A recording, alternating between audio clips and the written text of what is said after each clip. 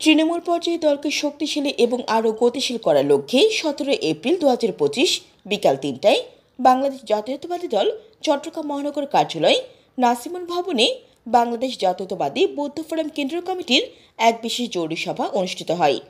উক্ত সভায় বাংলাদেশ জাতীয়তাবাদী দল বিএনপি কেন্দ্রীয় নির্বাহী কমিটির সদস্য সাথে উদয় কুসুম বড়ুয়ার সভাপতিত্বে উক্ত সভা অনুষ্ঠিত হয়। উক্ত সভায় বাংলাদেশ জাতীয়তাবাদী বৌদ্ধ ফোরাম কেন্দ্রীয় কমিটি গঠনের সিদ্ধান্ত গৃহীত হয়।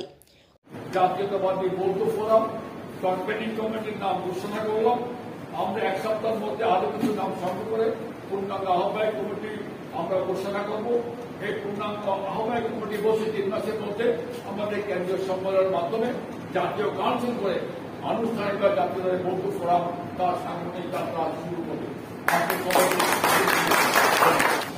তো জাতীয়তাবাদী বৌদ্ধ ফোরাম 3 বছর আগে সাংগঠনিক কাঠামো নিয়ে গিয়েছে, এখনো সেটা অব্যাহত রেখেছে এবং সামনে আরো বেশি বেশি ভাবে এটা প্রকাশ পাবে আমাদের শক্তি।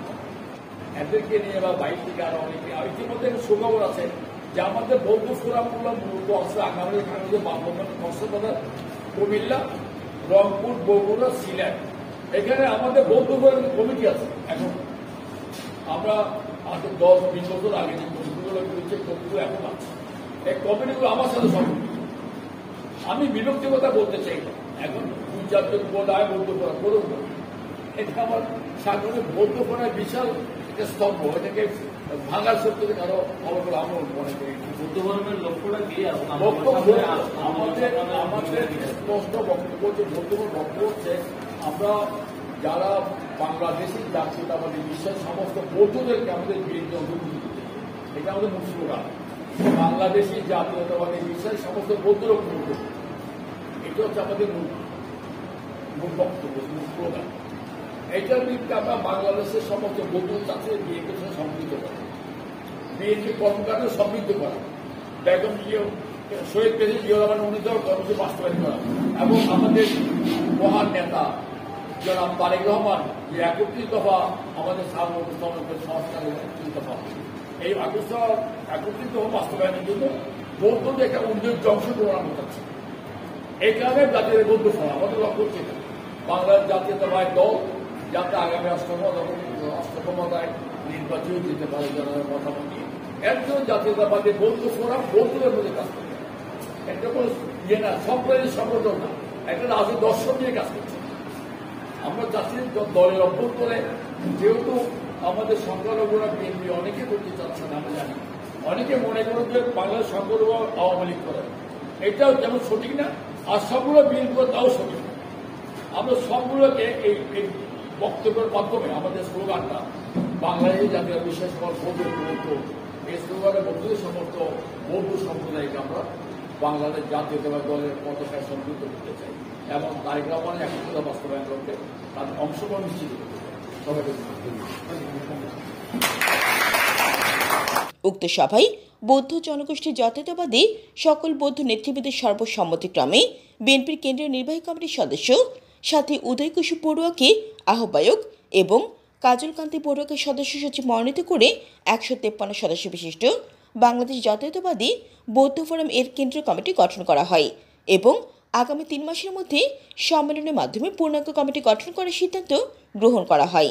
এতে উপস্থিত ছিলেন সমীরণ বড়ুয়া টিটু, ডক্টর উত্তম কুমার বড়ুয়া, জয়সেন বড়ুয়া, মিঠু কুমার বড়ুয়া, শাওন বড়ুয়া রাজু, রাজু প্রসাদ বড়ুয়া, সৈকত বড়ুয়া উত্তম, জুয়েল বড়ুয়া, রিপন বড়ুয়া, যিশু বড়ুয়া, জগদীশ বড়ুয়া, উমেচু মার্মা, টিকলু বড়ুয়া, জিতেন বড়ুয়া সহ অনেকেই।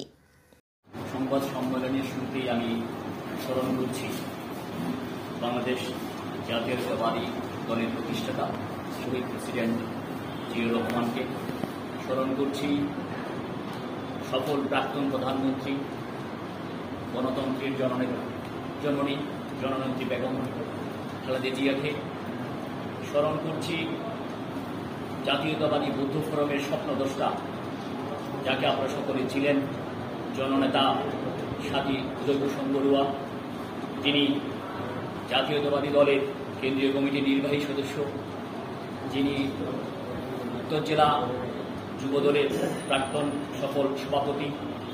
তাই আমি বলতে চাই, আসলে জাতীয়তাবাদ শব্দটাকে যদি আমরা উপলব্ধি করতে যাই, জাতীয়তাবাদ মানে হচ্ছে জাতির স্বার্থে আপনার চিন্তাকে উদ্বুদ্ধ করা। জাতীয়তাবাদ মানে জাতির স্বার্থে আপনার চিন্তা চেতনাকে উন্নত করা। কিভাবে উন্নত করতে হবে? দেশের মানুষের কল্যাণের কাজে নিজেকে যুক্ত রাখতে হবে।